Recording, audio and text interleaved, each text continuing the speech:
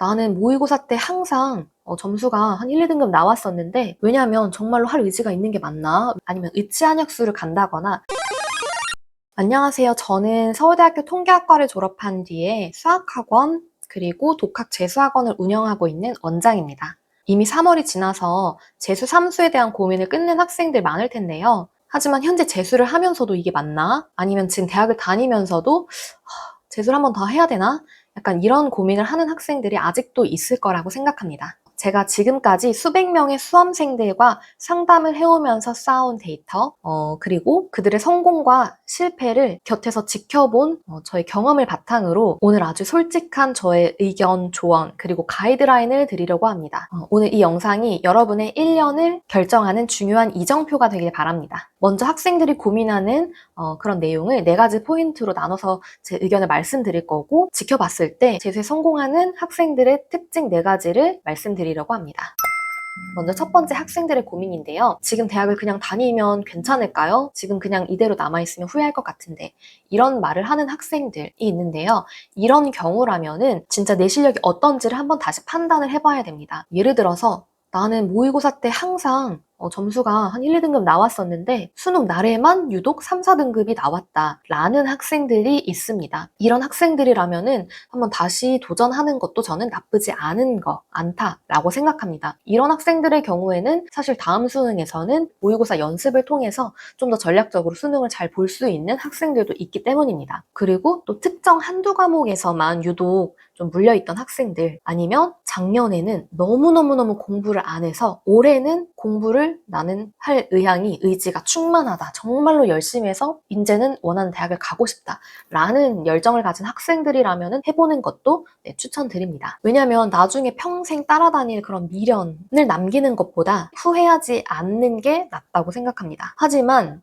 1년을 더 하는 거는 더 큰 노력이 필요하다는 것을 결코 잊으면 안 됩니다. 두 번째 고민인데요. 1년이라는 시간과 돈을 고려했을 때 또 실패하면 어떡하죠? 라고 얘기하는 학생들이 있습니다. 진짜로 독하게 할 의지가 있는 그런 마음이 있는 학생들이라면은 이런 고민보다는 내가 어떻게 하면 조금 더 잘 될 수 있을까? 잘할 수 있을까? 이런 생각을 먼저 할 거라고 저는 생각합니다. 또 1년이 뒤처지는 것을 두려워하는 학생들이 있는데요. 전 인생을 길게 본다면 1년은 아무것도 아니다. 정말로 아무것도 아닌 건 아니지만 인생을 길게 본다면 1년은 여러분들이 생각하는 것보다는 되게 미미한 수준일 수 있다라고 말씀을 드리고 싶습니다. 우리가 어릴 때는 초등학교 때 6년, 그리고 중고 3년, 3년씩 해서 친구들이랑 같은 단계를 밟아 나가는데 내가 이제 1년을 더 뒤처지는 거 아닌가 이런 생각을 할 수 있습니다.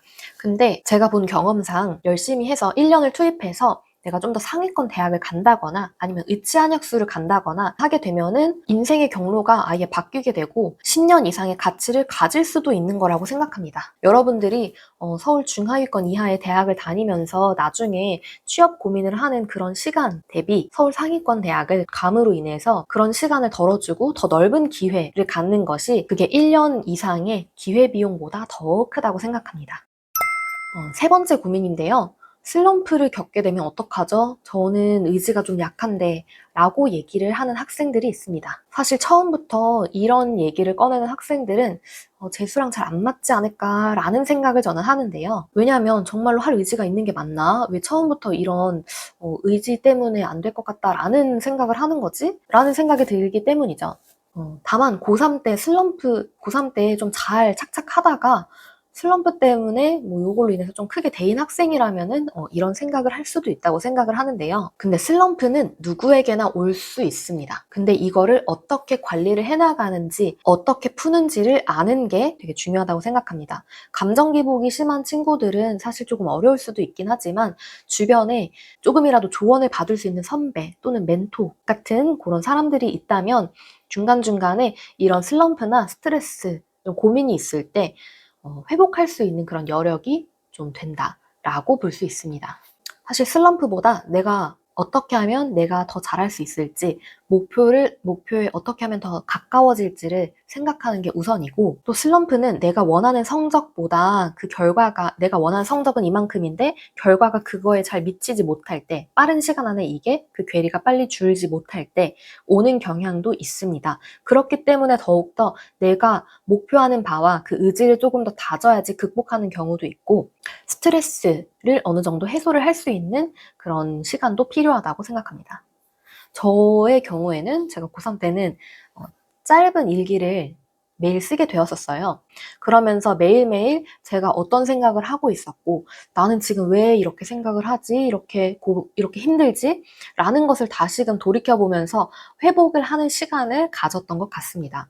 사람마다 슬럼프를 극복하는 방법은 많이 다르기 때문에, 그리고 슬럼프로 인해서 나중에 결과가 좀 좋지 않았던 학생들, 우울했던 학생들도 있었기 때문에 나중에 슬럼프 관련된 주제를 가지고 영상을 한 번 더 기획해 보는 것을 고려하면 좋을 것 같습니다. 그리고 마지막으로 친구들이 하는 고민은 지금 생 신입이라서 휴학이 안 되는데 어떡하죠? 자퇴를 할까요? 아니면 반수를 할까요? 라고 고민하는 학생들이 있습니다. 내가 지금 다니고 있는 대학에 미련이 없다면, 다니고 싶지 않다면 어차피 다니지 않을 대학인데 라는 생각이라면 당연히 그만두고 수능 공부를 해서 더 좋은 대학을 가도록 노력하는 것이 중요합니다.